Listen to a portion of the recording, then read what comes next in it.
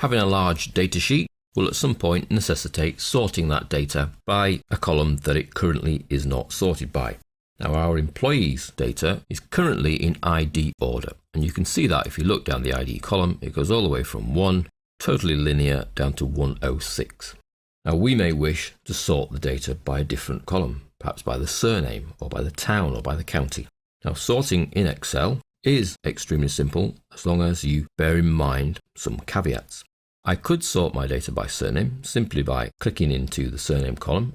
I don't have to be near the top or the bottom or the middle. I can be anywhere in that column. Come across to the home ribbon and sort and filter, and simply choose sort A to Z or sort Z to A. So let's choose sort A to Z, and everything works fine. Each of the rows are matched up, so I'm still in the same data order. So you can see the IDs are now mixed up. If I need to go back in ID order, I simply click in, sort A to Z, and sort smallest to largest. Now the caveats to be aware of are don't highlight a column. If I highlight a column, Excel will think I only want to sort that column. So I go A to Z, sort.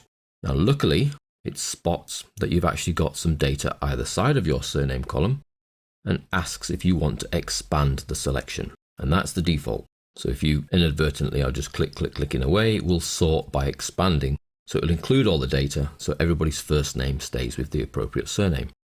You can, however, override that default of expanding the data, but be careful that you actually mean to only sort the surname column. Otherwise, the surnames will not match up with the correct first names or addresses, and your data will be a mishmash. So let's expand the selection, sort, and then we're in surname order, but the data stays intact.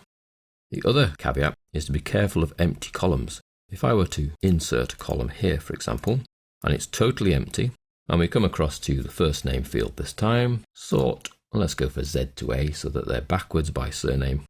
The sort takes place, but notice that none of these have changed. Red 17 is still there in line 3. Because of the empty column, Excel has only treated this set of data as your database and has ignored everything in the second set of data. So if I don't do an undo now, then my data will be all mishmashed again. Now, it may be that you have an empty column because there's no values, but if there is a column heading at the top, that is enough for Excel to spot that it's all part of the same data. So I'm going to put APT there for apartment, come back to C and do sort A to Z, and you'll see that the addresses are then sorted and retained with the correct data, just by the column heading. So that's really more of a little tip than anything. Avoid those empty columns. The same thing would happen with an empty row. It would stop looking past the empty row at any more data. So totally empty rows and totally empty columns are a big no-no. You may put them for aesthetic reasons to make the sheet look nice, but for data terms, they are a bad thing. Hence, all I need there is a column heading for Excel to treat this as a full data set. Now we've been able to sort by a single column at a time, but you may wish to put them in surname and then followed by first name order. So repeating surnames, then put people in first name order.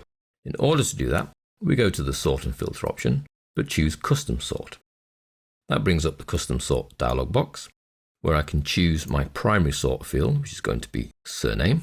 I can then add another level, and I will choose first name. Now notice that it knows what the column headings are. Notice also that it's highlighted the data behind. You can see that's all in grey. If, and it does happen occasionally, Excel doesn't spot that your columns have headings, you may need to place this tick in here. If I remove this, you can see it calls each column by a letter, but it's now actually including the headings as part of the data, and they will get sorted in and mixed in with the surnames. So I need to make sure my data does have headers.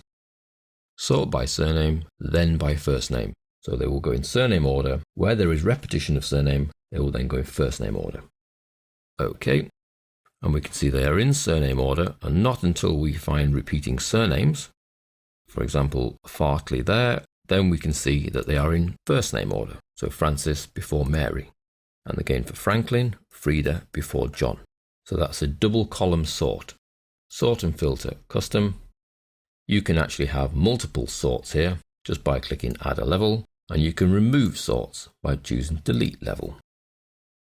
Within each sort, they don't all have to be alphabetical, they could be descending as well, and we can sort on numeric fields and date fields. We're not restricted to just text fields. So if I remove each of these levels, okay, my data remains as it was.